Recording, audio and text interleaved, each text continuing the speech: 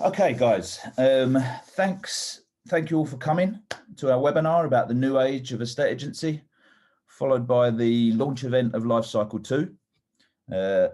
In true estate agency fashion, there's still people filtering into the room, but while we wait for everybody to come in, I'll just give you a bit of a kind of agenda of how it's going to work today. So first up, as I said before, there's an awful lot of people on the call today, so please make sure you keep yourself muted throughout the presentation, as you know, we don't all want to listen to your dog barking in the background. Speaking of which, my dog decided to scratch me this morning, so he's been thrown out. Also, although it might seem a little bit impersonal, I'd advise you to either minimize all of the cameras or just drop it down to only show the speaker. This way you won't have a whole bunch of blank cameras covering half of your screen when I'm trying to show you things. You can do that by either clicking the minus sign or the rectangle directly above my video. Agenda-wise, first up, I'll introduce myself, give you some of my background, and then we can jump straight into our webinar on what the new age of estate agency will look like. Once that's finished, I'll go straight into the launch of Lifecycle 2. We've got just over a couple of hours to cover both, so I'll do my best to stick to that whilst also trying to make sure it's interesting enough not to put you to sleep, and maybe even try and get us out a little bit early if possible. So to start with, for those of you that have never heard of or met me before, I'll just give you a little bit of background on myself. Back at school, I was not what you might have called a model student. In fact, I left school early with nothing of note to my name.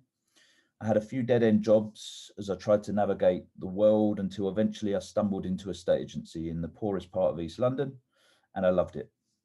In fact, I think my area manager from back then might even be on the call today. I worked various roles in estate agency and mortgage advice in the 90s, eventually becoming a property investor myself. Throughout this time, I also had a very keen interest in computers and the way in which the internet had started transforming the world. Eventually, in the late 90s, I moved more into the technology side of things in the city, and in 2001, I started my very first business. It feels like it's been a very long journey from there, but I've now got 20 years experience building up various different companies, and it's been an amazing journey of discovery for me. I've been lucky enough to work with and alongside some of the most famous business people in the world that I'm proud to call both friends and mentors. I've stood on stage and spoken in front of thousands of people. I've had my own TV show on Sky to help businesses work smarter, and I've written 2 best-selling business books, one of which became the #2 business book in the world. Why am I telling you this? I'm telling you this as I hope that over the next couple of hours, I can break down 30 years worth of my uncomfortable findings and experiences to make you really feel like you've learned something important from today that will genuinely help your business, as opposed to just hearing about some new features in a software that you don't particularly give a shit about. Oh yes, I'm supposed to also have warned you that apparently I have a tendency to swear, but to be honest, I've never really noticed it. So let's kick off this webinar about the new age of estate agency. Before we jump straight into it, there seems to be far too many solutions out there to problems that don't really seem to exist. So what is actually causing a problem for our industry currently, and why does it need to move into a new age at all?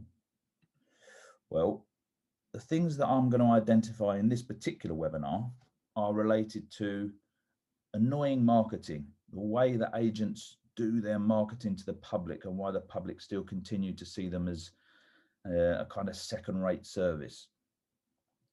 The problem of admin in estate agency, it's very admin intensive, and the service issue in estate agency, which is being caused by a lack of innovation.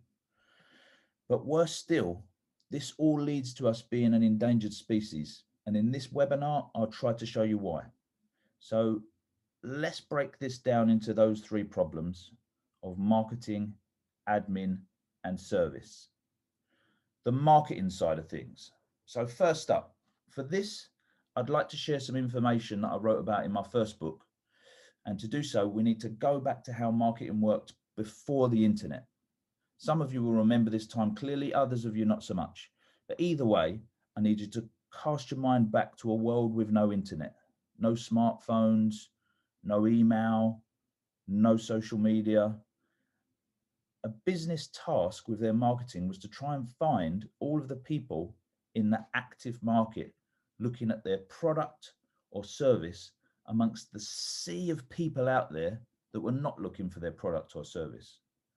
So they were trying to find the active market, the few people hidden amongst the many. The way that companies would do this was through something called interruption-based marketing, with the idea being you get your message in front of people by interrupting things they do regularly. So as an example, if you could afford it, then you could take a TV advertisement in the middle of one of the most popular shows in the country. That way you're going to reach the eyeballs of as many people as possible, interrupting something they like doing, but getting your message in front of them while they do it. If you can't afford TV advertising, next down might be radio, and down the list we go, right down to things like leaflets and cold calling. As annoying as that sounds now, it was actually quite useful back then because I didn't have any way of doing my own research. As I said, there was no internet. All we had was the yellow pages. So you weren't going to sit and have a browse through that. So if my washing machine is rattling and then I see an advert on the telly for this new award-winning washing machine, it's quite useful to me. Now, less so, because I just go on the internet and I Google washing machines and I make my own decision. But one of the many problems of this type of marketing is the wastage. There's a huge amount of waste. For instance, if you drop 20,000 leaflets and get 3 good responses, you might be quite happy, but you're not really considering that 19,997 of the people you contacted totally ignored you, or worse still, found it annoying. Interruption-based marketing has no real long-lasting effect. It doesn't, if I drop a leaflet to somebody, they don't really remember it or pay any attention to it in 6 months, 12 months, 18 months time, meaning that you have to do it over and over and over again forever. It just becomes a massive expense. It doesn't get any easier over time. Then if we fast forward 20 years, along has come the internet, social media, smartphones, search engines, e-commerce, and the world flips completely on its head. The power of interruption-based marketing drops off a cliff as people now carry the entire world's information around with them on a mini computer in their pocket. So I don't really need companies to fill up my postbox with shit I can find quite easily myself. It's just annoying to me. Even waiting 5 seconds to click skip on a YouTube video is frustrating. Your finger hovers over that skip button, just waiting for it to appear. So how does marketing work in today's world? Well, fortunately, Google did a big piece of research called the 0 Moment of Truth in about 2015. And they tried to find out exactly this. How does marketing work in today's world? And specifically, how is a company like Apple making people walk into somewhere like the Carphone warehouse where they're surrounded by all of these products, prices, options, stuff for free, and just make people ignore it all and walk up to the counter and ask for the new iPhone, even though it's super expensive, which is pretty relevant for estate agents, certainly in terms of fees. So what Google did was they teamed up with some universities when they did this study, and they also looked at 15 years worth of browsing data on the kind of journey that people go on before they buy products or services.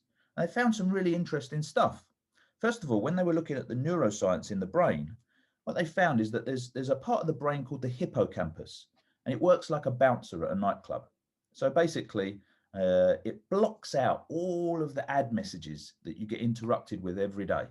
You don't even notice that there's a logo on the computer in front of you anymore. You don't notice the logos when you open the fridge, or vans that drive past you with their signage on. You don't really notice any of that stuff. The hippocampus blocks it all out. Otherwise, you'd have information overload. blocks out all the faces you see when you're walking down the street, even stops you from remembering people's names once they've introduced themselves to you. However, what they also found is that on the other side of the hippocampus, the brain holds information about things that it knows, likes, and trusts. So members of your family, even brands that you like, sit over that side of the brain. So in the study, they tried to find out, how do you get past this hippocampus? And what they found was that it boils down to something called 7-11-4. You have to spend 7 hours with somebody, have 11 touch points, and meet them in 4 different locations. And if you can do that, the hippocampus opens and you move over into the known, like, trusted side of the brain. It's not even a conscious decision. So if you are walking down a busy market and people are trying to get you to come into their shops and all of this sort of stuff, and you're just ignoring everybody, and then in the distance you see a friend from school, you notice that person like there's a spotlight shining on them, and you see them through the crowd. It works the same way with celebrities. Very kind of current at the moment, Tiger Woods has just had his accident. Loads of people are super concerned for him. And I'm not saying they shouldn't be. I'm just saying that they're concerned in the same way that they would be if they knew the person. But for most people, I'm guessing you're not close friends with Tiger Woods. So how is this relevant for products and services? Well, it's relevant because what Google then looked at was people's browsing data. And what they started to notice was actually the journey that people go on before they buy products or services is very, very similar. They seem to go onto Google and ask questions, and very quickly they narrow their product search down to maybe three or four products. Very quickly after that, they narrow it down to just 1 or 2, and shortly after that, just 1. But they don't buy that product. They continue to do research on it, not incessantly. They don't sit there researching it like crazy, but they visit things about that site every now and then. It pops back into their head and they do a little bit more research, or they see something on social media, or they see something in their email, or they watch a YouTube video, and they continue to do this until basically they 7-11 for themselves. They spend 7 hours with the content, have 11 touch points, and see it in 4 different places, and then they feel like they know, like, and trust that brand, and they buy the product. So when people walk into the car phone warehouse, they're not going there to shop. They're going there to buy. They've already done their research. That's why they're not interested in what the sales guy's got to say. They're not even interested when there's a big sign up saying free phone that you never have to pay for every month. It still wouldn't make them buy it. They've already 7-11 forward themselves on something else. Interestingly, they also found that businesses not working this way are having the reverse effect and actually encouraging people to know, like, and trust those companies that are 7-11 for in them. Some crazy statistics come out of it. 90% of potential clients won't take a cold call. You think about all those people you phone every day that don't answer their phone, and then stop and think about that for a minute. Like, back in the days when I was an estate agent, yeah, we would phone people, they wouldn't answer their phone, they were out, it'd go to their answer phone. No one's out anymore. The phone goes everywhere with them. It goes to bed with them. Like, they just don't want to fucking answer. They're not out. So these people don't want a cold call. And by phoning them, actually the research showed you're driving them towards other companies that are 7-11 for in people. And all of these interesting stats came out of it. So going back to the 20,000 leaflets we mentioned with the 3 inquiries, actually, you encourage 19,997 people to look elsewhere. It's crazy. But how do you 7-11 for people if you can't just bury them in letters and leaflets? Well, companies took this research and started to think, this is very clever. Actually, we need to stop looking at the market like active and dormant people and start looking at the whole market as just one big funnel with everyone at different stages, and then try to think what would be helpful to people at those different stages in order to 7-11 for everyone and automatically feed people towards us so that when they do reach the active market, we've already 7-11 forward them. This is the reason that people walk into the car phone warehouse, as I mentioned before, and just buy the iPhone. They've been 7-11 forward over a long period of time. So now, knowing this, when you look at all the mega companies that have arrived in the last 10 to 20 years, they are all built around the principles of the zero moment of truth and 7-11-4. They're not working the active market only. They want as much data as they can possibly get their hands on. Their systems are then automatically putting the right things in front of the right people, depending on where they are on their journey to becoming a client, and they 7-11-4 everybody. Importantly, their systems then also tell their salespeople who to call to make them super efficient at making the right calls and sending the right emails to the right people at the right moment, as opposed to just blasting everybody and hoping for the best with a team that are probably your most high value staff, just doing random stuff. So this is where content marketing comes from. Some of you do this form of marketing. Some of you try but can't really see the benefit of it. Some of you don't do it at all. But here's the thing. This is now the only kind of marketing. It's not that you can't say anything salesy about your company. Of course you can. But you create content for people at all stages.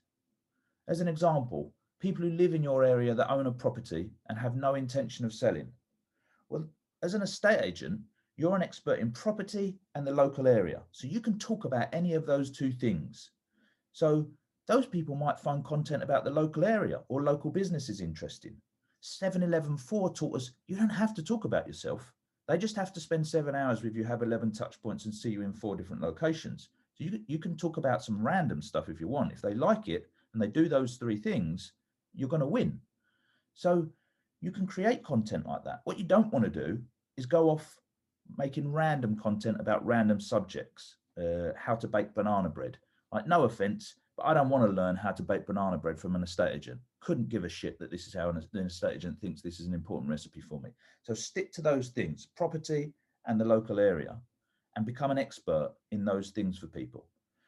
People who are one step further along might find some ebooks on selling and letting interesting, or market stats, information about what's going on in the area, how prices are changing and all of that sort of thing.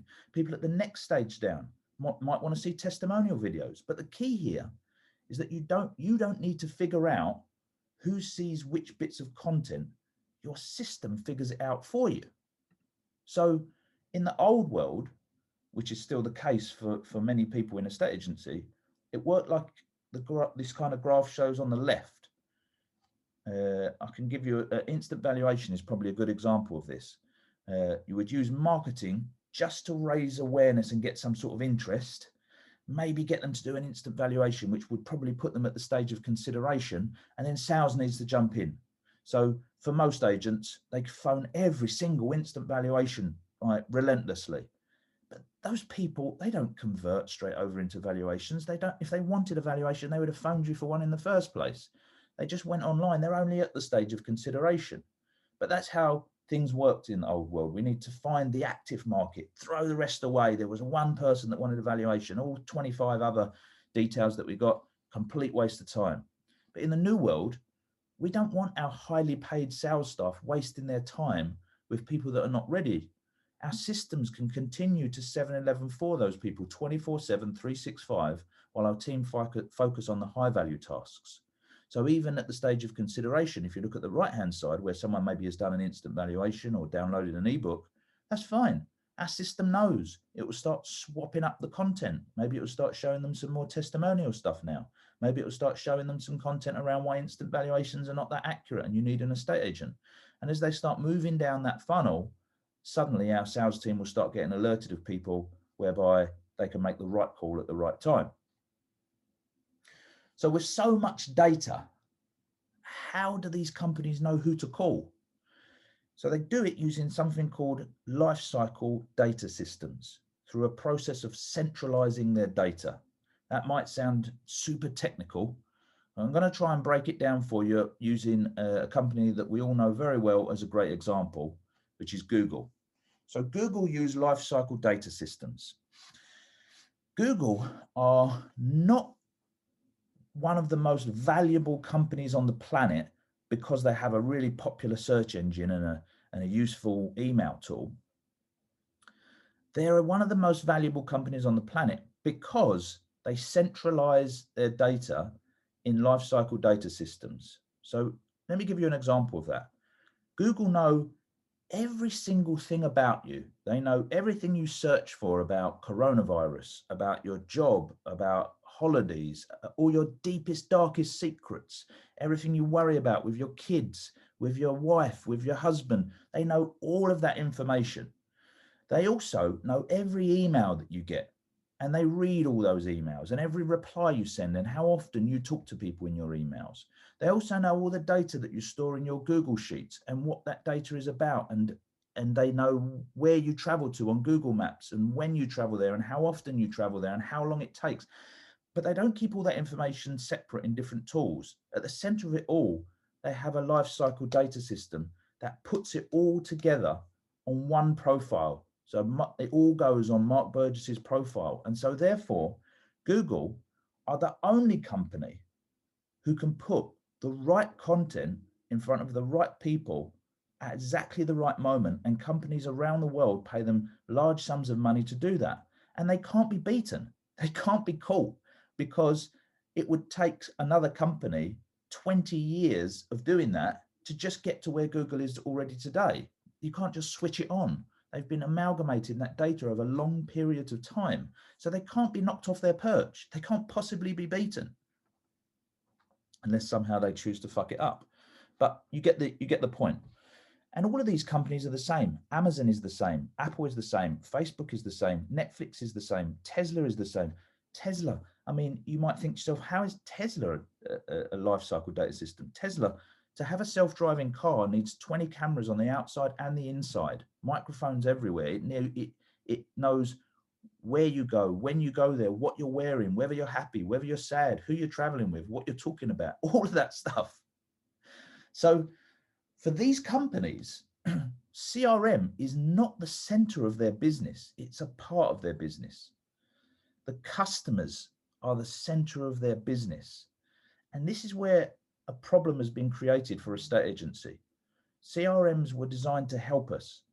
Agents see them as the centerpiece of their business, but they're not. Yes, back in the 90s and the early 2000s, they were key for manual tasks like keeping notes. But the world's moved on so much from a technical perspective. That's just now a small part of the jigsaw that you need in order to have a good overview of your business.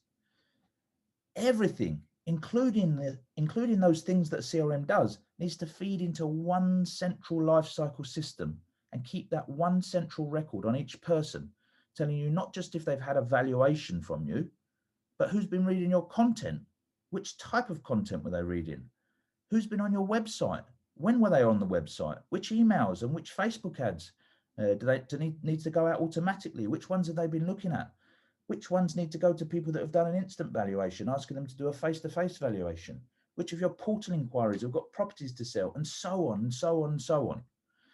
So in a life cycle system, you can see a live funnel of your whole database showing exactly where everybody is, and the system is working it all out for you based on thousands of algorithms. You're not having to figure this out. You're not having to go, oh, this guy's looked at this piece of content, so I think I'm going to put him in this part of the funnel. It's all being done for you in the background.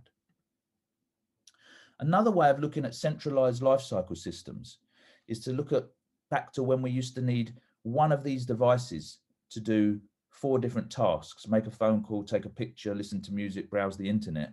And then this clever guy came along and put all of them inside one central system. And because of that, the iPhone can now do millions of things, but it can do them all because it's all in one centralized ecosystem. You just download the app and it works. You don't have to figure it out. You don't have to connect it up via something. So the iPhone itself is a centralized system, and they are very protective over who can create apps, and they all work from inside that one ecosystem. But the development and innovation, it never stops. It wasn't a tool that was created, finished. You know, when we used to have, Nokia 8810, and that's the phone, that's it. When you want an upgrade, you get a new phone. The iPhone has new apps appear every single day. but you don't have to figure them out. You don't have to connect it up. It just works. Currently, estate agency works on a distributed data system. So there's nothing wrong with any of these tools or tech. I'm sure they're all great, but it's the principle that I'm showing you. The idea is that each one does their own great thing, and then hopefully we can connect them all up somehow using some sort of an API. But it doesn't work. And we know this as the rest of the world went through this 10 years ago. Yes, you can pass contact details around different systems automatically, but it falls down in so many places that it just becomes impossible to manage, and super important data gets lost along the way. It also leaves you with no clear view as to what all of your contacts, where they are in the funnel in terms of who to speak to, who should be seeing what, where are they, who's been looking at emails, who's been reading this type of content, who's been doing this, who's been doing that. You've got no idea. And so you end up back where you started, not knowing who to call. So you try to call everyone. And when you try to chase two rabbits, you usually end up with none. So that ends up taking us all the way back to where we started. So much wasted time and effort and money in the marketing currently being done in a estate agency, because we don't have systems that make us efficient in who to speak to remove lots of manual tasks, which all leads us to an admin problem. So what's the admin problem in a estate agency? Well, it's something called RPE, which is something some of you might be familiar with, but lots of you won't. It stands for revenue per employee. And it's not something that most estate agents even really take into account. But revenue per employee is an efficiency ratio used by proper companies to determine the revenue generated per individual working at the company. The revenue per employee ratio is important for determining the efficiency and productivity of the average employee in a business. Now, this is really, really key for the new age of estate agency, because no one tracks any of that stuff at the moment. When we want to expand, what happens is we're going to need more staff. If you were to take on more properties, you need more people to deal with the inquiries, to qualify the applicants, to do the viewings, to do the valuations, and so on and so forth. And as the company gets bigger, the workforce gets bigger and bigger and bigger. So the revenue per employee isn't actually going up that much. If you look at some of these companies, I mean, off the charts, companies like Apple and Netflix, 1.9 million per employee. Well, we're obviously not going to reach those kind of levels. But even down the bottom, you can see companies like McDonald's and Coca-Cola. And what they're focusing on is how to raise revenue per employee. So when McDonald's introduced their touch screens, their revenue per employee started going through the roof, which obviously means profit starts going through the roof as well. The next photo that I'm going to show you is one that I picked up off of social media recently from a friend of mine who posted it. I'm sure he won't mind me showing you, but it's estate agency back in 1984. And it's quite a funny photo, but when you really look at that picture, like, you've got a couple of negotiators, a manager, probably an administrator, you've got like the senior negs, and behind them they've got their photos on the wall. You skip forward to today's world, nothing's changed. There's almost 40 years between these two photos. No one's changing the processes that are going on inside a estate agency. Okay, some things have been forced on us to change. We never used to have portals back in 1990, or when this guy was in a estate agency in 1984. Never had portals, but we had ways of advertising property. But the structure inside the business, the work that's being done, is the same as it was 40 years ago. It's not right. So you need to ask yourself some of these questions. Are you still performing the same tasks as just even 10 years ago? Things like registering applicants, qualifying portal leads, property matching, posting stuff on social media at random times, sending marketing emails out of your day, preparing property details, all of this stuff was being done 20, 30 years ago. It doesn't need to be done manually anymore. On top of that, there's something called a pandemic effect. So with previous pandemics, they accelerate at great speed the innovation that takes place. If you go all the way back to the Great Plague, that's the birth of clocks and the way clocks work in our modern society, keeping track of time, because so many people died that actually getting people to do agriculture and labor work was quite difficult. There weren't enough people. So they needed to keep track of how long these people were working for, because wages started going up. If you look at 2002, a company like Amazon was actually in quite a lot of trouble. 2002, 2003, they exploded in 2004 because SARS was a big part of that. A lot of people started to switch to e-commerce, buying things online. So what's going to happen now? We're finding ourselves in the middle of this pandemic. Hopefully we're on the way out of it. Who knows what lies ahead, but fingers crossed. But even with this, if you look at the rise of e-commerce, people using the internet to buy things, yep, it was on a steady increase anyway. But when coronavirus came, it went through the roof. Understandable, we were all in lockdown. That graph's actually moved on from there now, it dropped again and has risen up even higher. But the world is changing at an extremely fast pace. People who would have never even dreamed of using Zoom and things like that are all now completely into that idea. If you accepted slow internet before the pandemic, it's just not an option anymore. You can't have it. Working from home has become normal and nobody's going back. All right. I mean, don't get me wrong.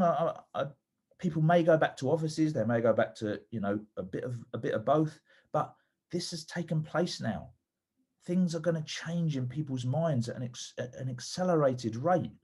All of these tools, you've probably found yourself using some of these at some point when maybe a year ago, it wasn't even something you would have considered. Watching all your TV shows on Netflix, you could have a lifetime of watching telly, just sitting and watching Netflix. It's crazy. Getting things delivered the next day. Regularly, the outside of my house looks like Boxing Day with these Amazon boxes. It only used to happen once a year. It's like every day now. I know the Amazon guy. People have got machines where they're working out from home. All of this stuff has become the norm for people. And so a year ago, that wasn't the norm. Don't get me wrong. People were doing it, but it wasn't the norm. It seems as if we've spent the last decade just preparing for this moment. But an even newer wave of innovation is coming our way that will spawn out of this. Historians will likely mark today's coronavirus as the spark for long-term societal change. So, do you really think that we can just continue to do this forever and get away with it? It's not going to happen. 40 years we've had the same thing going on. It's not going to last forever. With the world changing so fast around us, I'm not sure that just sticking your head in the sand is going to be the best tactic, or that using software built for computers like this is going to be the best tactic for us. I also don't believe that believing shit like this is going to be the best tactic. I regularly see people on social media talking about get on the phones, phone people, phone people, phone people. Now listen, I don't have anything against getting on the phones, but don't talk to random people. No one wants a fucking random phone call. If your phone rings and it's an unrecognized number, you ain't answering it. Okay, so you might make you feel happy as a boss that your team are doing stuff, but they're really wasting your time and money. Are you ever happy to receive a random phone call? Why are you making your staff do it? Phone the right people at the right time with phone calls that people want to get. Don't just get on the phones. It's literally like being in the 1980s. If you flip that around for a minute, if I just stick on this note, I'm not quite passionate about it, as you can tell. If I just flip that around for a minute, imagine these kind of systems that I've just explained social media, email, 711 4, more subtle marketing came first, and then the phone came, you wouldn't even consider interrupting people to just ask them about random shit they don't want to talk about. Even the sea of prop tech new ideas in a state agency are really just old ideas with a new coat of paint over them. Some of the ones I've seen are they just baffle me. So there's one recently that was released from one of the big estate agency networks. In a world of personalization, they made this amazing social media tool that will help you put properties in front of people that don't want to see them. Amazing. There's flash looking CRMs with nice to have functions like the weather forecast, but nothing that will particularly help you change your business. There's portals that are claiming to be great for both the agent and the public, but is it needed? The public seem perfectly happy with their portals. Systems that will let you send WhatsApp messages instead of SMS messages, but without any understanding as to why. Why? Why do we want to send a WhatsApp message instead of an SMS? I can tell you a 1,000 technical reasons why an SMS might be better. I can only think of maybe one or two why a WhatsApp might be better, but I'm happy to be disproven. But they're just coming out for the sake of it. Not going to make any difference to us as an industry. They're just plastering over the cracks while we carry on just doing the same shit, the same functions going on in the office, the same roles. But now we can send a WhatsApp message. It's not going to save us. It's not a case that some things are about to change in a state agency. Everything has already changed. It's already changed. You know it's already changed. Your whole world's already changed. It's just a question of whether you can catch up, or you can just continue doing this until the end. So this busy full admin problem leads us on to a service problem. So how does the service problem work? Well, the new age of a estate agency isn't just about having a really fancy office.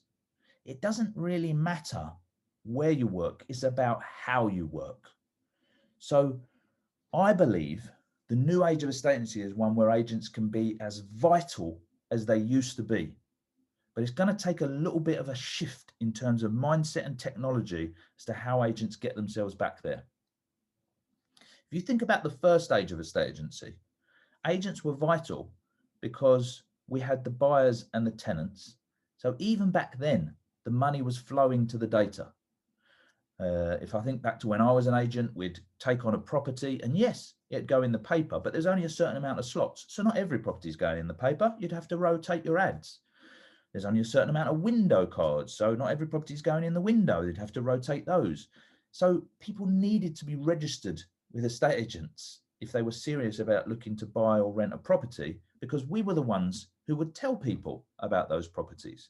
And if you were a landlord or a vendor, you need an estate agent in order to get your property out there to the most amount of people.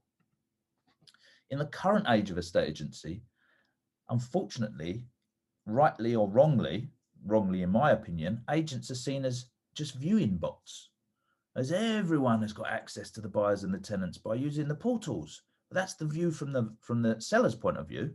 I just put my house on Rightmove. All the buyers and tenants will get notified about it. And then they'll all come flooding in. And yeah, you can do the viewings, but what else do you do? Which is crazy. So estate agents are not being seen as vital in that process. They're being seen as a something that I have to have, but I'd rather not, which has even given rise to some of the online agents taking advantage of that stance. Why did this happen? Well, it comes back to property registration. It was a great function that came in when computers arrived in a estate agency. Back when I was an agent, we used to have a little applicant box, very similar to the one I've got on the screen. And someone would come in and register with you. You'd write out their details. You'd have a chat with them. You'd put down some sort of criteria as to what they were looking for.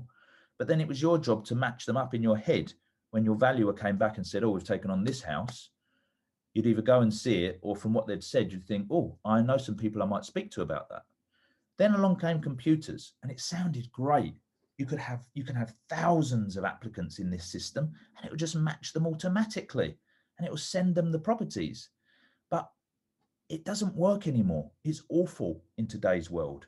The matching doesn't work properly.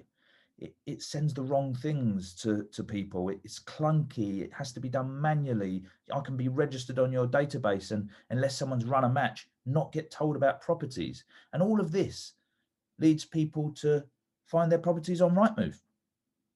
Or more to the point, they get their property search updates sent to them from Rightmove. And they just let you know when they want to view one of them, like you're an inconvenience in the middle. This isn't because agents are not required and that the portals are better, but because agent systems are making them look incompetent.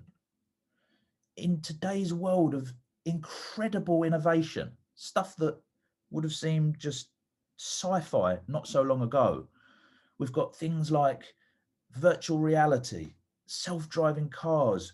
My son's got a pair of glasses, normal glasses, that talk to him. He can listen to music through them and make phone calls. Artificial intelligence, machine learning, crazy stuff going on.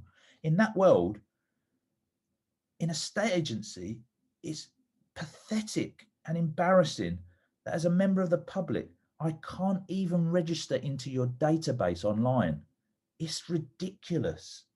It requires manual work for someone at your end to actually input the data. And they skip things and they just put little bits in, and it's just bullshit. And even if I could register straight into your system, the matching systems in a state agency are woefully out of date in terms of how the public expect and think they work. I don't believe there's any agents that would be proud to sit their vendor down and show them how the matching is working inside their CRM. Locations are not postcode or radius based. I mean, it's just mind-blowing in today's world. You set up a tick list of imaginary areas. It's just bullshit. Matching has to be done manually. So my staff have to go in there and match. You think of the amount of people that are coming in through portal leads and registrations and all that stuff. I'd have to be matching every minute. So loads of people are missing out on stuff. Applicants can't update their details online. I've told you I'm looking for a 3-bedroom house up to 550k, and suddenly I change my criteria. Oh, something's changed, and I might look up to 600. There's nowhere of me going to update my information. I'm still getting sent shit from people. And most importantly, probably, I've got the choice as an agent to either make the match very strict, in which case I'm hardly ever going to ever send them anything, or expand that criteria and be super annoying and send people stuff that they don't even want. So all of this leads people back to Rightmove and continues to chip away at the purpose of estate agency. So how do we become vital again in the new age of estate agency? Well, we need to get back control. Agents need to step back in front of the portals. Only then will estate agents start to become vital again. These registration and matching processes in an estate agency need to change urgently for agents to allow buyers and tenants to register online using postcode and radius for their criteria in the way that they're used to doing it.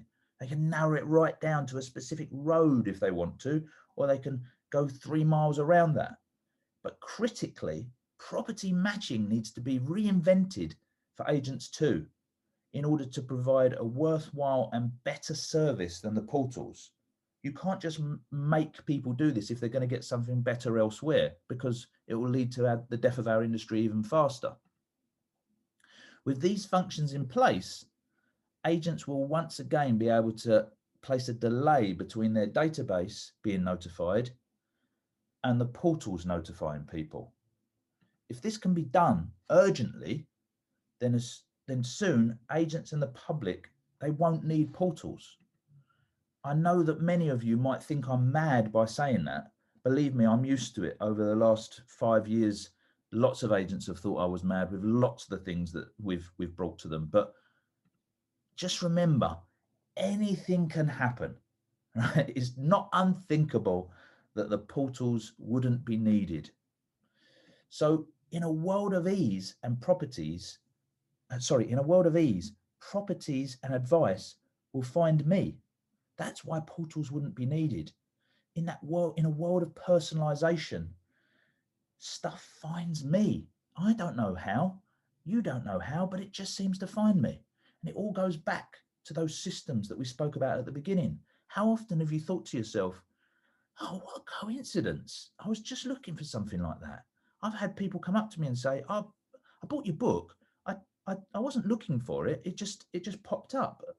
What a coincidence that happened, right? So in that world of personalization, it also becomes very annoying very quickly if the wrong properties and advice comes to me. So those systems will need to rethink property matching as you know it. Agents will also need smart systems that allow people to specifically change their criteria inside your database or even suggest changes to them for better results. This is the norm in everyday life now. So once you're offering this level of service, it won't matter how cool your competitor's office looks. It will be glaringly obvious just how old-fashioned and antiquated they are, and of how little importance they are to the buyers and the tenants, and therefore to the sellers and the landlords. So simply put, they won't be vital to finding the right buyer or tenant, but you will.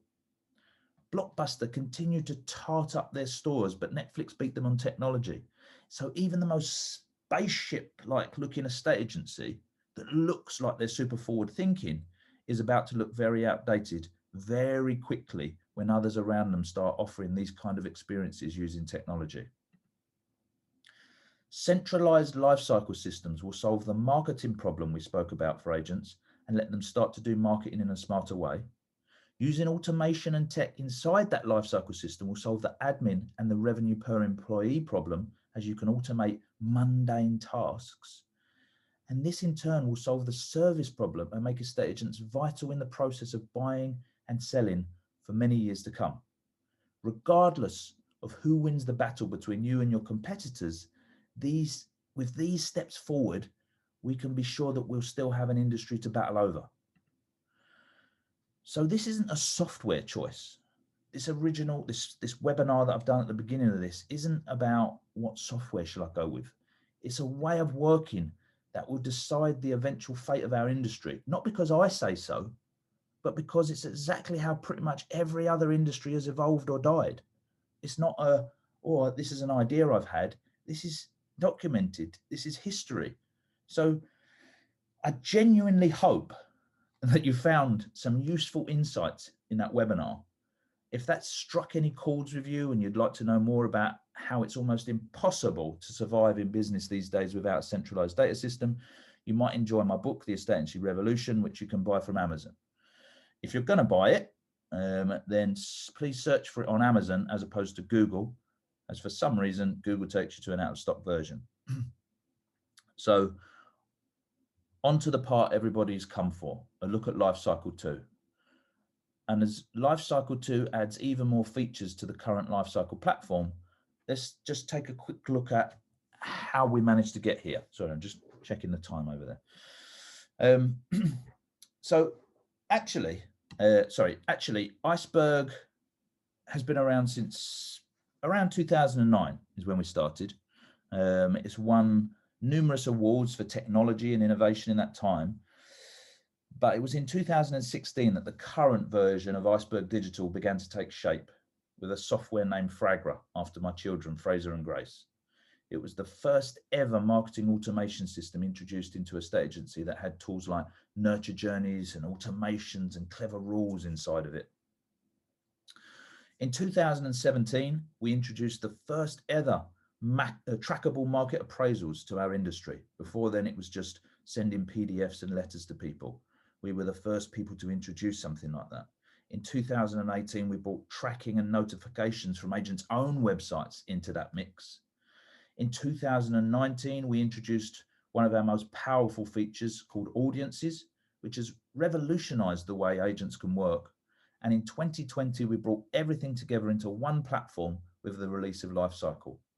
One platform, 5 times as fast as Fragra, and it allowed agents to see insights they just could never dream of for the very first time, allowing them to know who to speak to win business and to begin to transform from working harder to working smarter. Now, in 2021, the Lifecycle 2 release will be our biggest leap forward yet. The rest are almost like a hop and a skip compared to this 10-meter jump. Today, we're introducing Lifecycle 2.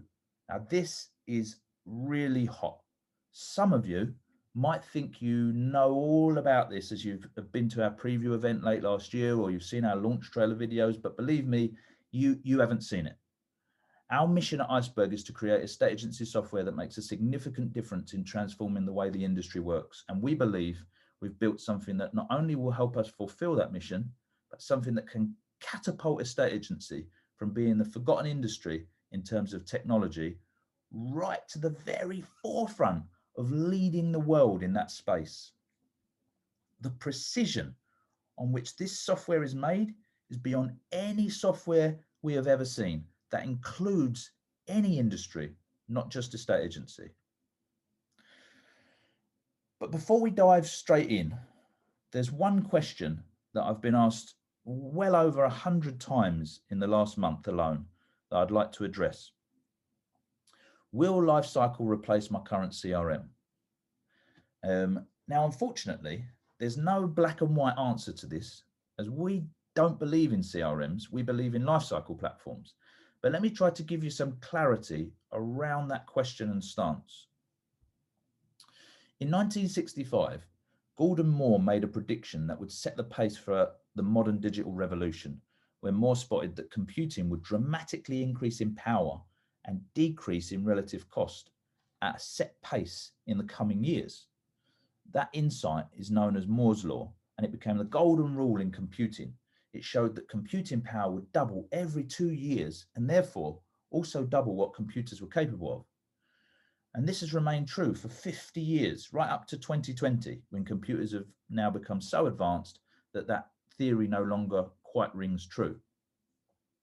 So what? Why have I told you this? Well, it's important, as Moore's law would mean that really estate agency CRMs that most people use should have been doubling in innovation every 2 years since their inception some 20 to 25 years ago. Unfortunately, they haven't, which means we're about to shock people with what should have been a gradual process over those 20 years. And instead, we're about to fast forward 20 years in a day.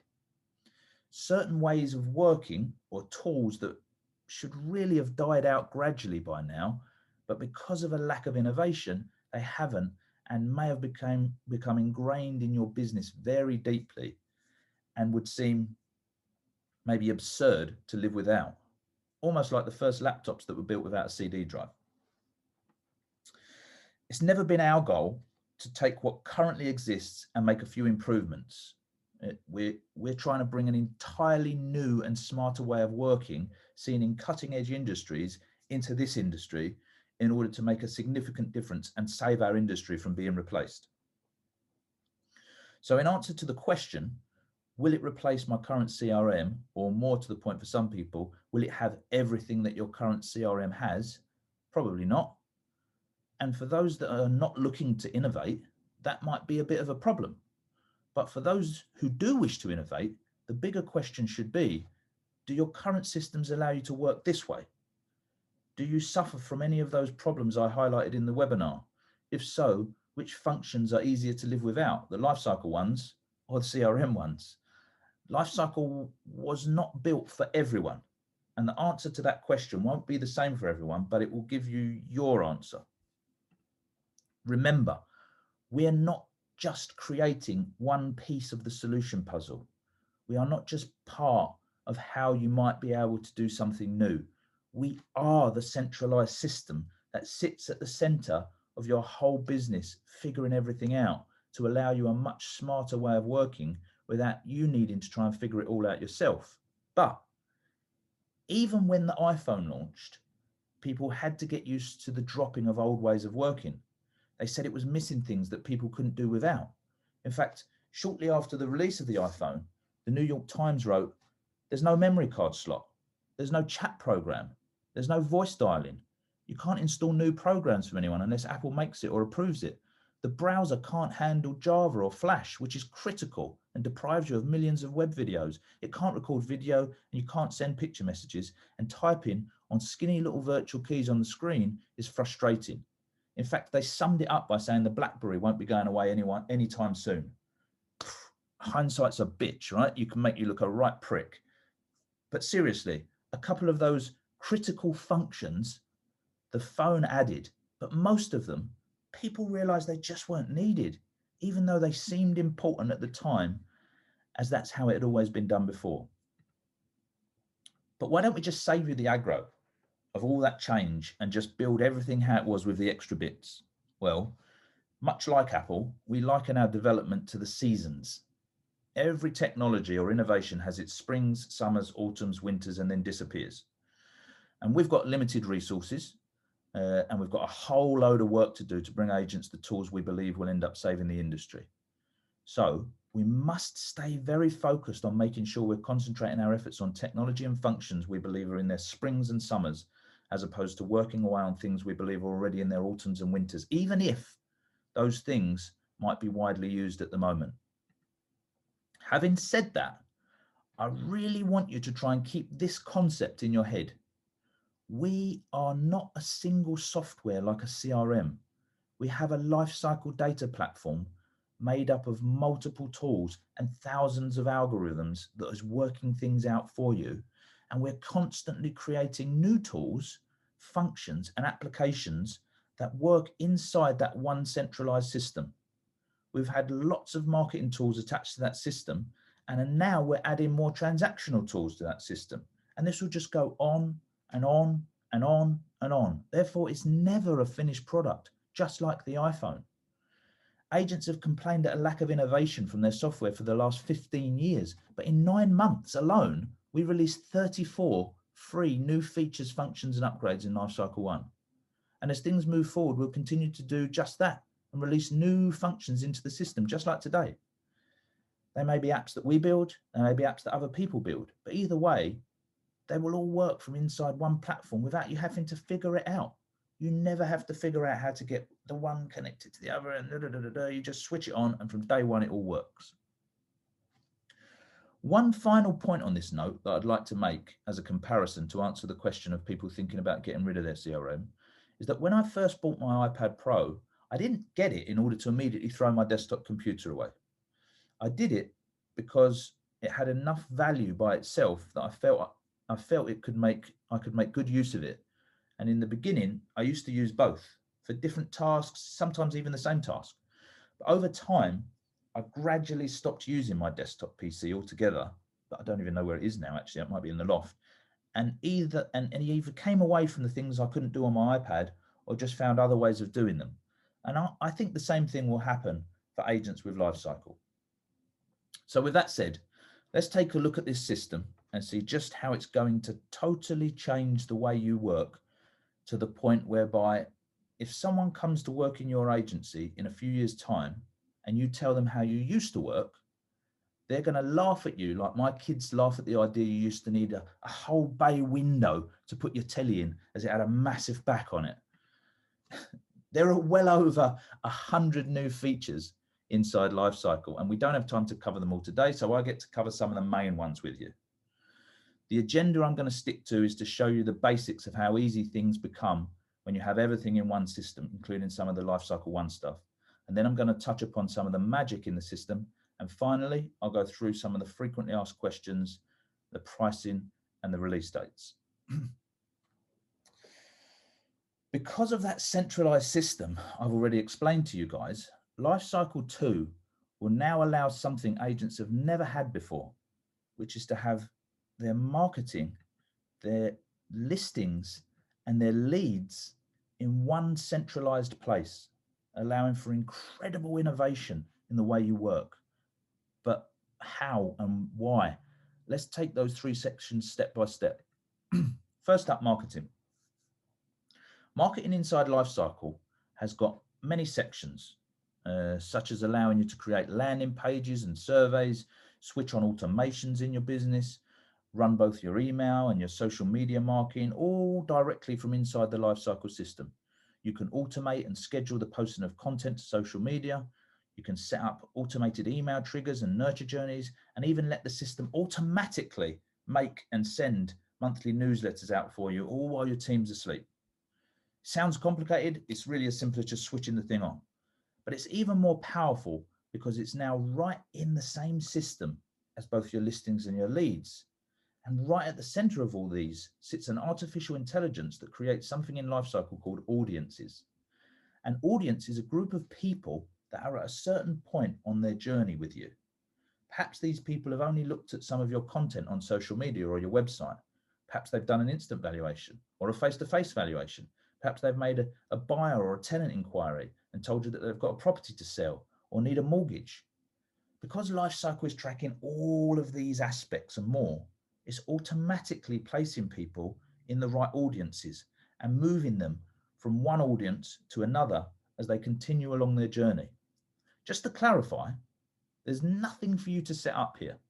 Lifecycle is using over 10,000 algorithms from the moment we switch you on to figure this shit out for you. So all of this is taking place without you needing to do anything. However, what you can do is you can decide the messages that you wish people to see by email and in their social media, depending on which audience they may be in. And this will all take place while you're busy doing other things. So as an example, you might want to make sure that someone who's had you out for evaluation, but has instructed another agent, will see something about what to do if you're not happy with your agent when they next go on social media or browse the internet. No problem. Just create the ad in Facebook that you want them to see, and Lifecycle will make sure that it's trying to put that message in front of just those people whenever it can. Not only will your team get an instant notification by email when that person clicks to read your content, but the minute that they instruct you, Lifecycle will know and stop showing them the ad. Pretty clever, right? So with marketing in Lifecycle, your content is not only consistently going out via social media and email in order to draw new business towards you, but it's also putting the right content in front of the right people in order to try and nudge them along the road to becoming a client without you having to do anything. So now that you have an idea of how audiences work, let's take a look at listings. So let's think of the journey for vendors and landlords from discovering you to instructing you is one that Lifecycle One already has nailed for thousands of agents.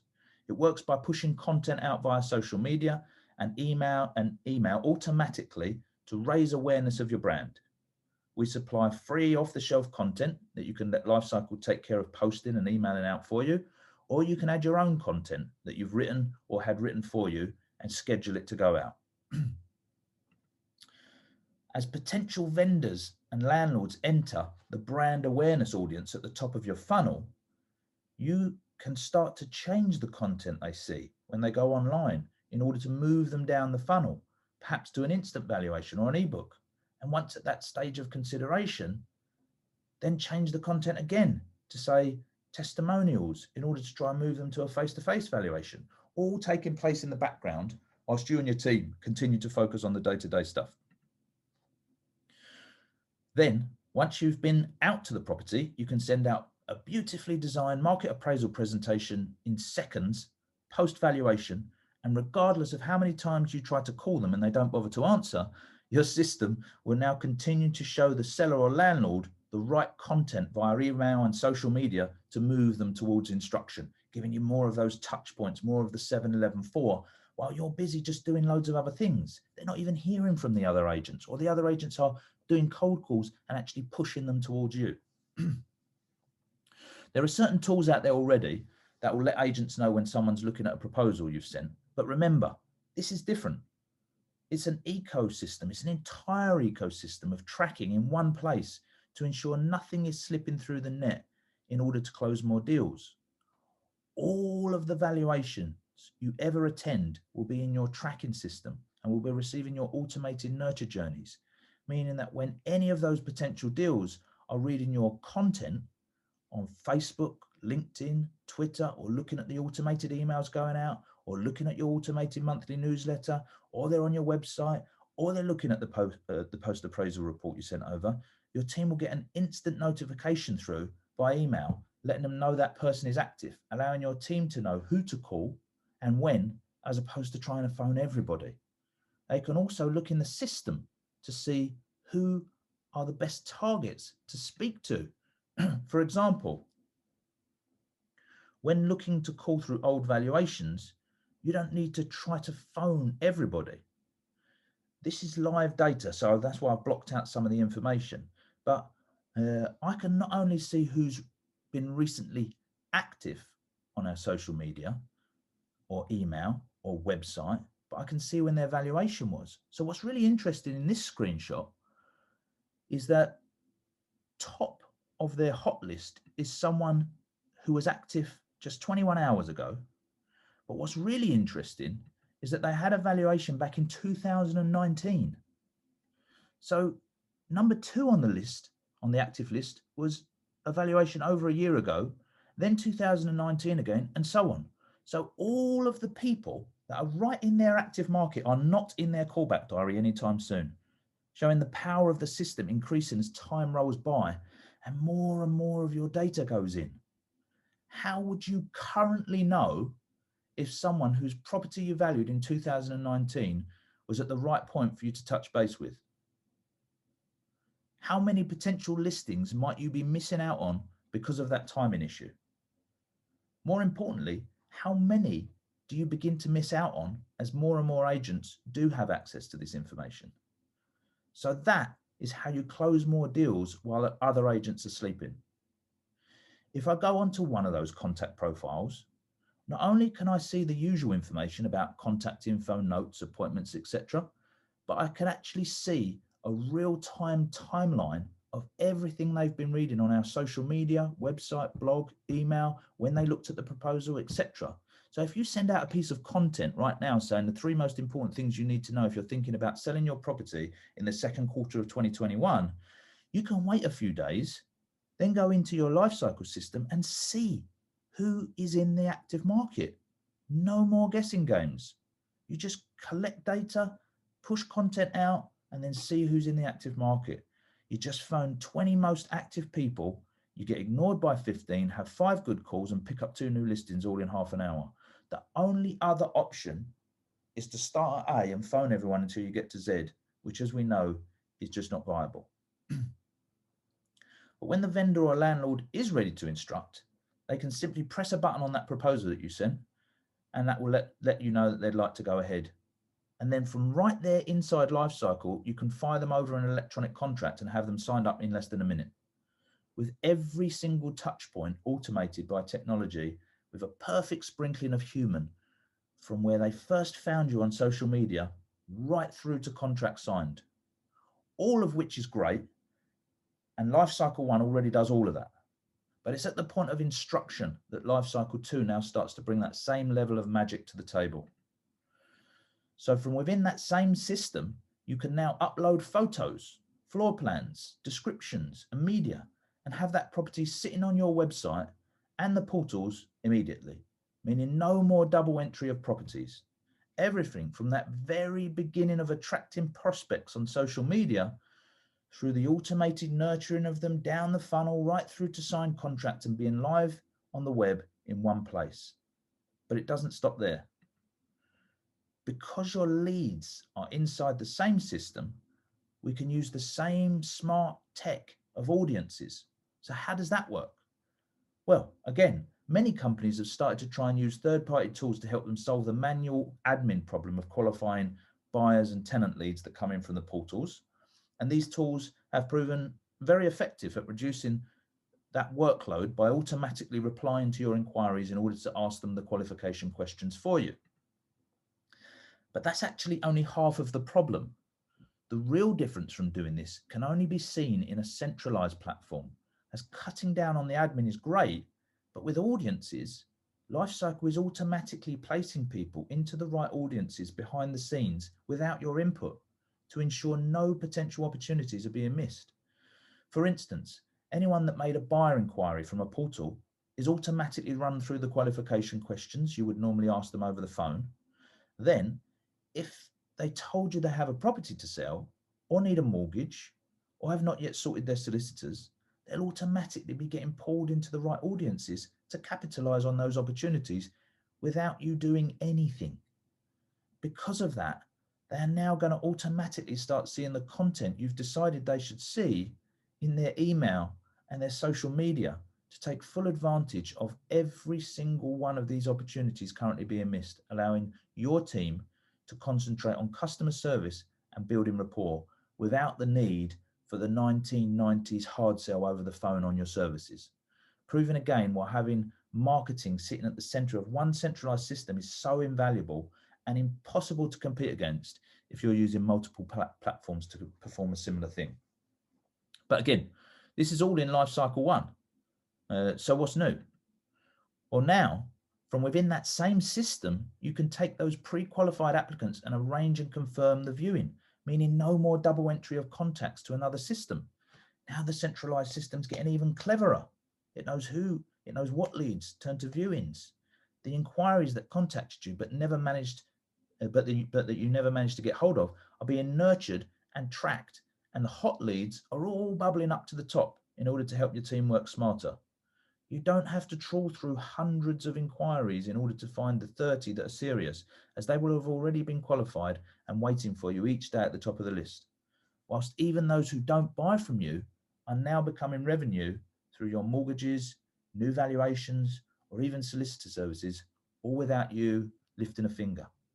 Everything from that very first inquiry and where it came from to the qualification info, the viewing info, the feedback logged in one place automatically. But now, not just marketing, listings and leads are in one interlinked system, but applicants, properties, viewings, they're all inside Lifecycle 2, meaning we can bring the functionality to keep track of your feedback, offers, sales progression, right through to completion, from bowl to soul, as someone would say. So not only that, but it wouldn't be Lifecycle if it ended there, as a Lifecycle will continue to nurture the new owners of the property, and it will contact them every single year to let them know another year has passed and to see if they would like to know what their property is now worth. It'll know where they are in the funnel. It'll put the right content in front of them. Again, all done without you needing to do anything, from one system inside one tracking platform, presenting you with new opportunities the next time before any other agent even gets a sniff.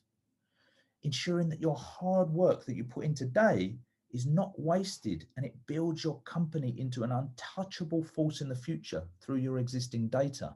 For those of you that have had your estate agency for 5 years, 10 years, some of you even 20, 30 years, it should not be possible for somebody to open an estate agency in your area and expect to go into competition with you. And this will put an end to that.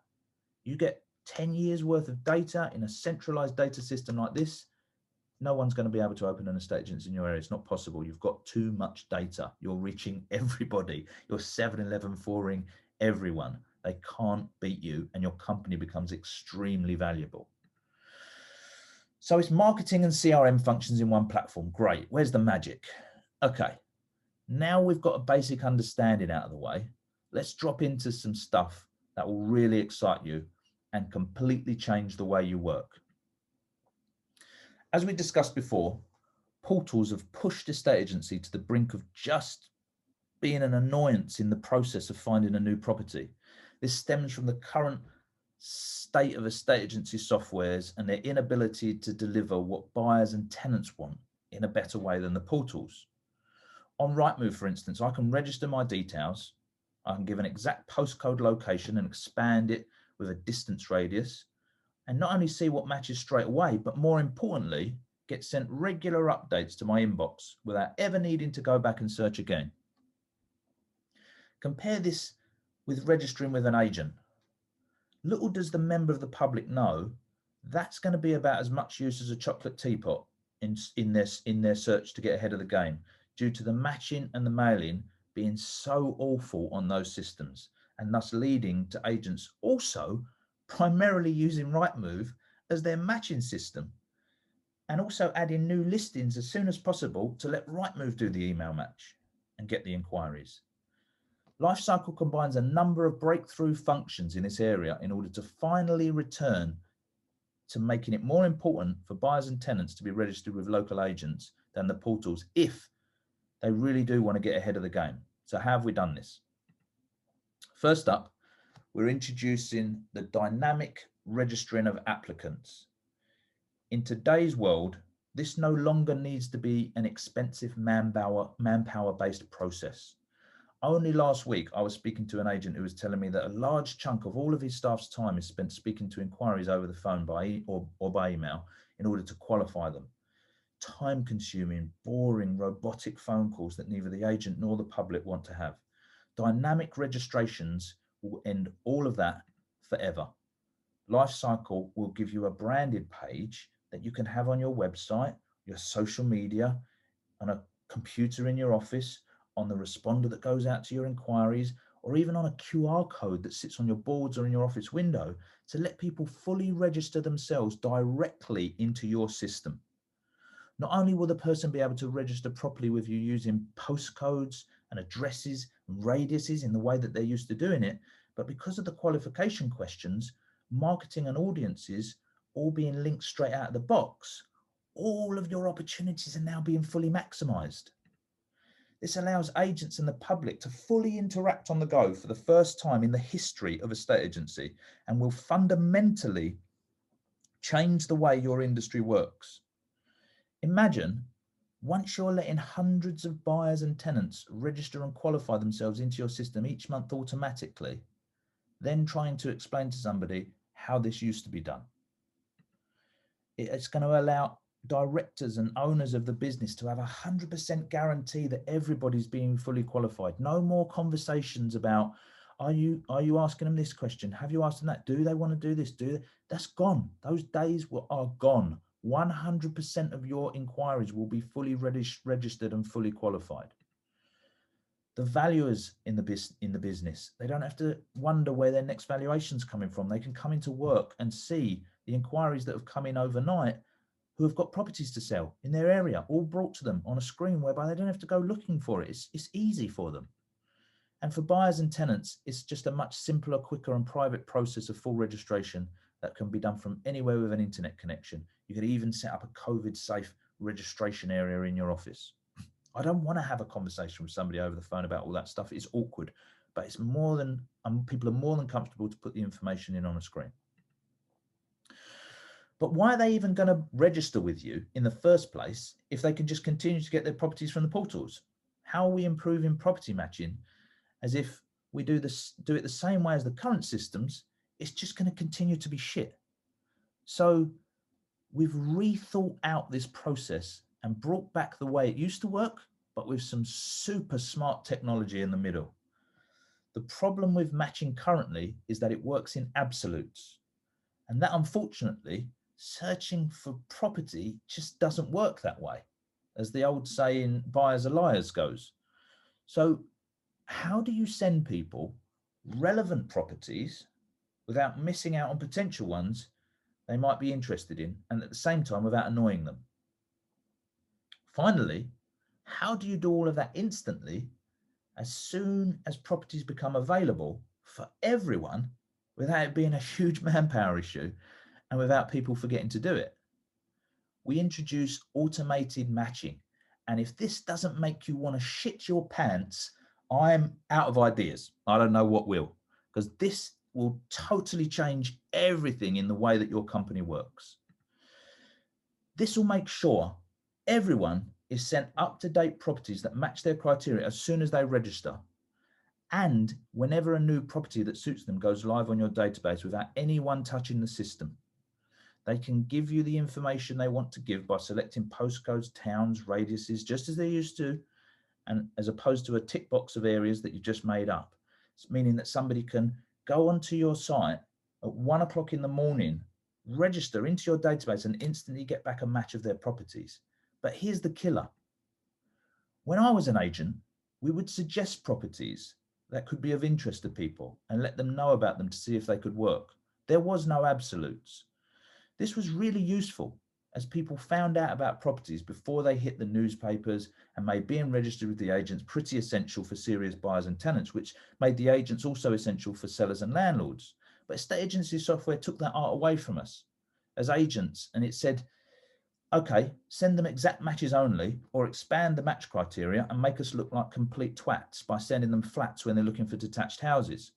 Estate agency software took something that is not an exact science and tried to make it one. So we've stripped that back to remove that idea. And instead, we're using artificial intelligence to suggest properties to people with a percentage match. So they don't get sent 3 exact properties. You don't go on Netflix and see just the 3 shows that match your profile. They suggest shows for you. And now for the first time in a estate and letting agency, you can do the same thing. And yes, it is clever enough to know not to send flats to someone looking for detached houses. This protects you as an agent from looking silly, as the system doesn't claim to do anything more than show them properties they might like, and the percentage match based on the criteria they gave you, while also ensuring your buyers and tenants don't miss out on properties that could work for them. Now that we've invented this way of property matching working, me and our team have looked at it more and more, and it seems odd that whilst this way of communicating with people is an old idea and one that's very familiar with us as humans, it seems to have taken an awfully long time to become a reality in our industry. Once again, this creates that perfect blend of technology and human interaction, allowing your software to keep you efficient by doing the matching 24/7, 365 without you touching it, but letting your team know who has been looking at which properties in order to know where to go first in order to book some viewings. The team also has the reverse of this function at your end, showing the agent which properties might be worth taking a closer look at to see if it's worth you having a chat with the applicant about them, bringing the essential skills of an estate agent back into play in the modern world. With this functionality, it's no longer a pipe dream that being registered with a Lifecycle agent is more important than getting alerts from portals, because you can now genuinely put a delay between adding a property to your Lifecycle system and adding it to the portals in order to give your applicants an advantage and a benefit for being registered with you. Meaning anyone who is not directly registered with you is only getting to see properties that no one in the first batch wanted. With this method in place, it will now be possible to run Google and social media adverts, letting people know this, and for them to register with you directly if they're serious about looking for property in your area, of course, and provide the link for them to register and get an instant match of properties straight away and regular ongoing matches forever without a single member of staff needing to get involved in that point. And let's not forget that the marketing for all your other services, such as mortgages, valuations, solicitors, is also being taken care of to those people at the exact right time too, based on their registration answers. All of that while your team are asleep, allowing them to come into work and focus on more meaningful and revenue generating tasks as opposed to admin. So let's imagine your automated marketing has led to you being called out on a valuation as a Lifecycle agent. After the valuation, you send them the proposal through Lifecycle, but they say they want to have a think about it. No problem. Lifecycle starts to drip feed useful content around what makes you guys so special as an agent through to them in their email, when they go on social media, and all while you just continue to get on with your work. They fell off the radar for a month, but then Lifecycle let you know that the prospect was active, allowing you to reach out to them at the right moment to see if they've had any further thoughts. And you won the instruction, got a signed contract back in minutes, all in Lifecycle. Once you have all the photos and descriptions added, you mark the property as live, and the Lifecycle builds a web page dedicated to that property instantly and automatically. You then go home, go to sleep, whilst in the background, Lifecycle is not only suggesting that property to those that it thinks might find it interesting, it's tracking who showed interest in the property and preparing a list for your team so that when they arrive back at work in the morning, you've got a ready-made list of people to speak to in order to get your viewings booked and your sale or let made before the property even hits the portals. This kind of technology is out of the question in not only our industry, but most industries, bringing us a true revolution in terms of just how critical estate and letting agents are about to become once again to the property hunters, and as such, to property sellers and landlords. But once you want to book these people in on viewings, there's more. Not only are all of your applicants already fully qualified, allowing you to really give the seller or the landlord some detailed information about who you're bringing round and showing your worth to those people, Lifecycle will automate the process of chasing up for feedback, saving hours, if not days, of pointless chasing. Instead of coming in on a Monday and having to spend all day chasing the weekend's feedback, you can come in and immediately know who wants second viewings and who wants to make an offer, letting you prioritize and again, work smarter. There is actually an argument to say agents don't convince people that don't want to make offers to make offers. They don't convince people to make second viewings that don't want to make second viewings. So if people aren't leaving feedback, it's not that they forgot, oh, I was supposed to make an offer and I forgot to do it. They're going to let you know. So anyone who hasn't left feedback, you don't even need to call them. There's an argument for that. I'm not saying you're going to do that, but I would say that there's a strong argument for it.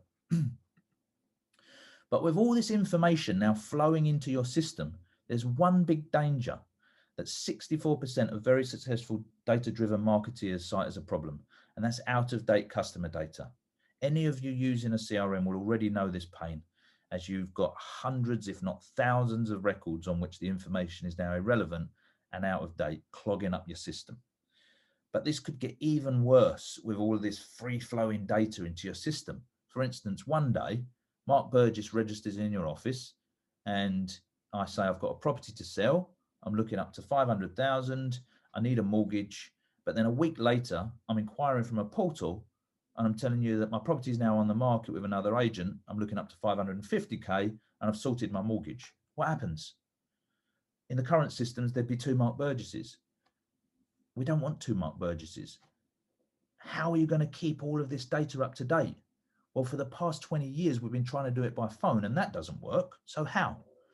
Again, Lifesycle uses its centralized brain to figure this stuff out. It knows when the Mark Burgess who came in your office to register then makes an inquiry from the portal or anywhere else, and it updates his information for you, keeping that centralized record so that there remains just one contact in your system that says whether he's a vendor or a buyer or a landlord or a tenant or all four, all in one place, and everything about him.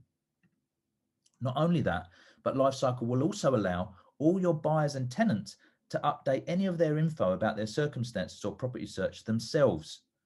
And it will change instantly inside Lifesycle, matching them with new properties and moving them out of the old audiences and into the correct audiences, all happening all day, every day, without your team needing to be involved in that at all. Lifecycle will actually continually prompt applicants to update their information. Every time they make an inquiry, it will reply to those inquiries by saying, this is what you told us last time. Is this all still correct? Or would you like to update any of this information? Keeping your database and opportunities constantly fresh. Okay, so how are we doing? I'm ahead of time. I'm way ahead of time. This is good. So as I mentioned at the start, there's so much inside this system. I can't possibly go through all of it with you today. I'm hoping that you've seen enough already to excite you, to let you see what kind of a journey we're trying to take people on. We're not copying the CRM and trying to add some bits to it. We are rethinking the way a estate agency works to revolutionize the way the industry works, to stop us from disappearing down the same black hole as so many industries before us. We want to do it before someone comes along from the outside and just does it as one central company. Excuse me. It's also important for me to mention that there is no dumbed down mobile version of Lifecycle. I see people quite often online saying, I want a software that's got an app. There is no mobile version of Lifecycle. There is no app version. You can just use it on any device, meaning you can literally work from anywhere with an internet connection. We use Lifecycle ourselves, and I use it mostly on my iPhone. Meaning, with all this tech, you might be forgiven for wondering if we're going to try and make all of your staff redundant. But actually, nothing could be further from the truth. Instead, remember back to the revenue per employee problem in a estate agency, meaning that you can only currently scale by increasing your manpower. But suddenly, with Lifecycle, your staff can all focus on more meaningful tasks. No one can get away with just sitting there going, oh, I'm just going to qualify these applicants today. We don't need people. We don't need to pay people to do that. The tech is doing the mundane stuff in a more efficient way than any human ever could. But that leaves the humans free to actually speak to the right people at the right moment to have helpful and meaningful conversations that will improve both your revenue and your customer experience in every way possible. You will no longer just want bodies, but brains. Imagine the wider areas that you can cover, the types of services you'll finally be able to offer clients, resulting in more transactions and better fees. Lifecycle is a movement for the whole industry, not just the software. So how does the pricing work, and when can you get your hands on it? Well, the current pricing for Lifecycle 1 works like this. There are these 3 packages. They all have the same tools inside of them. There's just 3 different ways of paying. At one end of the scale, you've got a pay-as-you-go version, 1599 per month, for people who don't want to be in a long contract. They pay slightly more, obviously, for that benefit. At the other end of the scale, best value, you've got 1199 per month, which is for people who are happy to pay for the year up front. Bang in the middle, you've got the most popular version, 1299 per month on a 12-month contract. We don't really price this in the same way as most other companies in a estate agency. Most companies in a estate agency are doing a price per branch or something like that. We do have to be conscious of that in case someone comes along with 500 branches and 1 million contacts that they want to put in the system.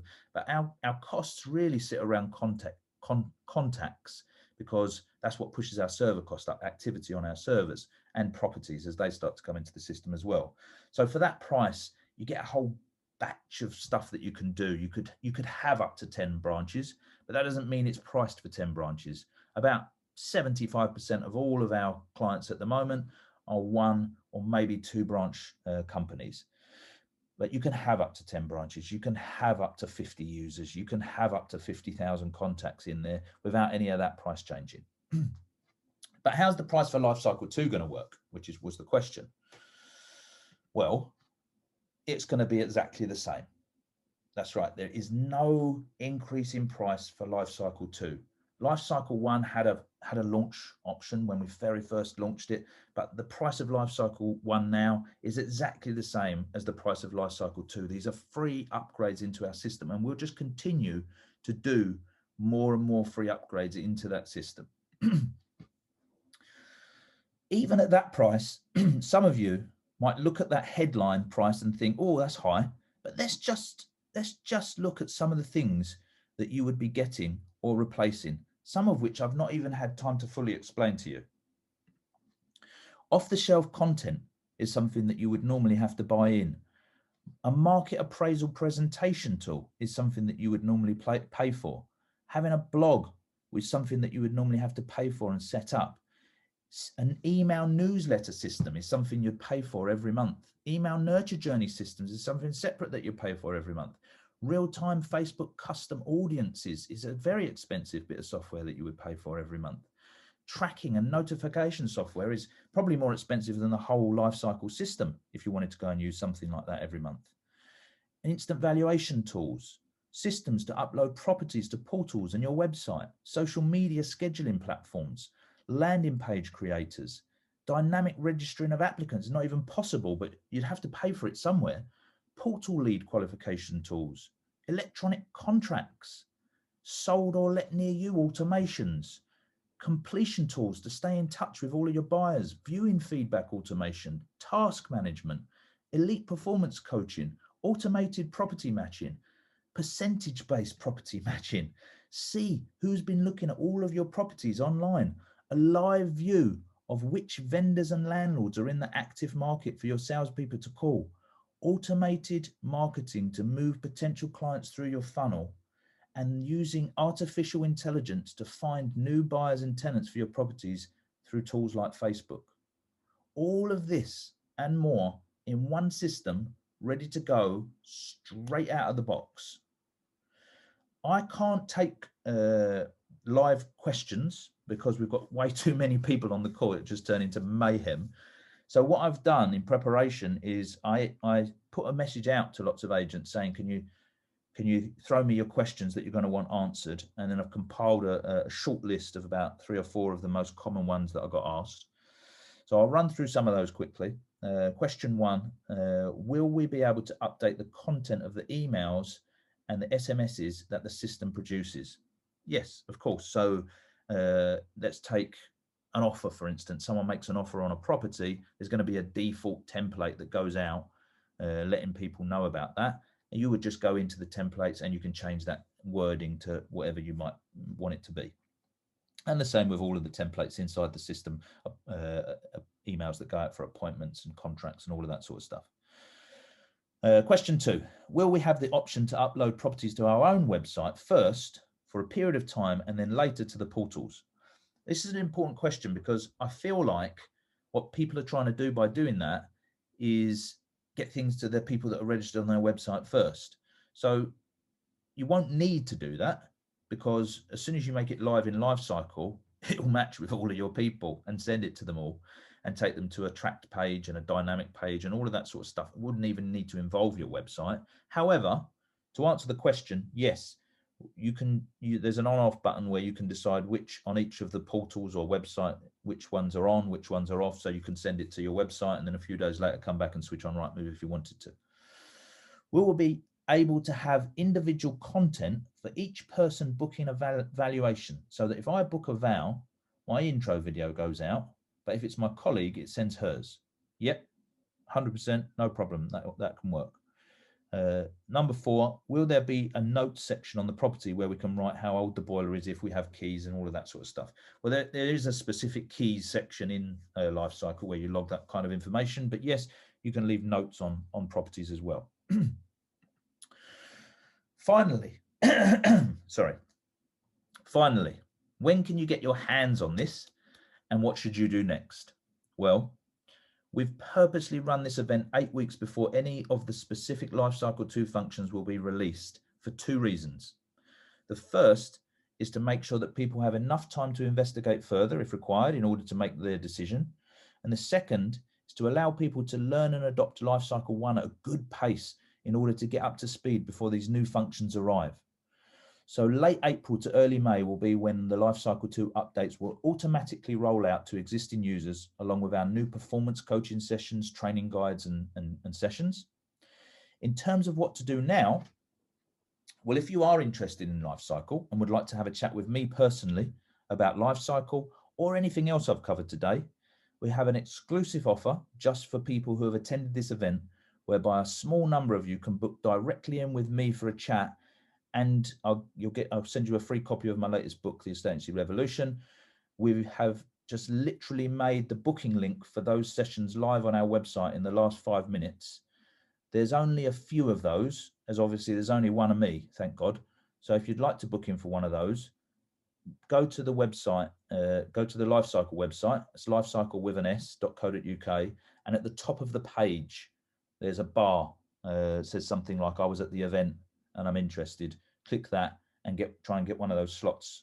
Obviously, that bar will disappear probably in an hour or a couple of hours or whenever the slots are fully booked. For those of you that don't have a chance to grab one of those now, or you just need a bit more time, or you just don't want to speak to me because you find me annoying, then you can use the book a call button at the top of the website at any time, and we will reach out to you in order to book a call in with one of the team. On a final note, thank you so much for listening to me for so long. I truly hope it was worth it, and that together we can build partnerships that transform an industry that we both love. I have one last favor to add. We're about to send out an email and an SMS to all of the attendees asking for some very short initial feedback. If you can take just 1 minute to respond, that would be very much appreciated, as I'm sure you know how annoying it is when people don't give you feedback. Thank you all once more for coming. I hope to work with you all in some capacity very soon.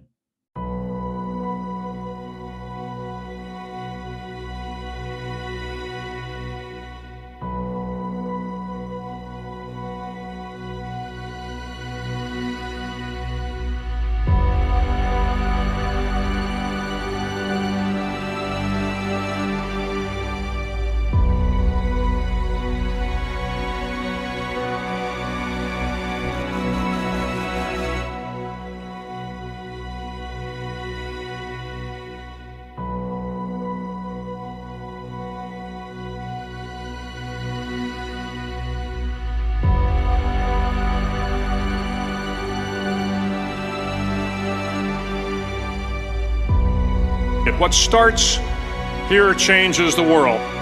If you want to change the world, you must be your very best in the darkest moments.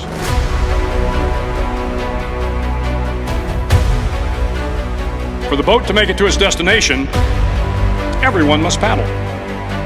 You can't change the world alone. You will need some help.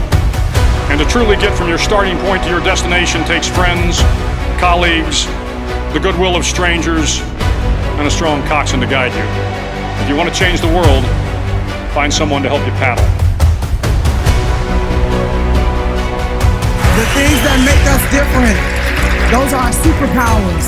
Every day when you walk out the door, put on your imaginary cape and go out there and conquer the world. The world is too dangerous and the world is too difficult for you to think that you can do these things alone. If you find your spark, I commend you. Now, who are you going to ask for help, and when are you going to accept help when it's offered?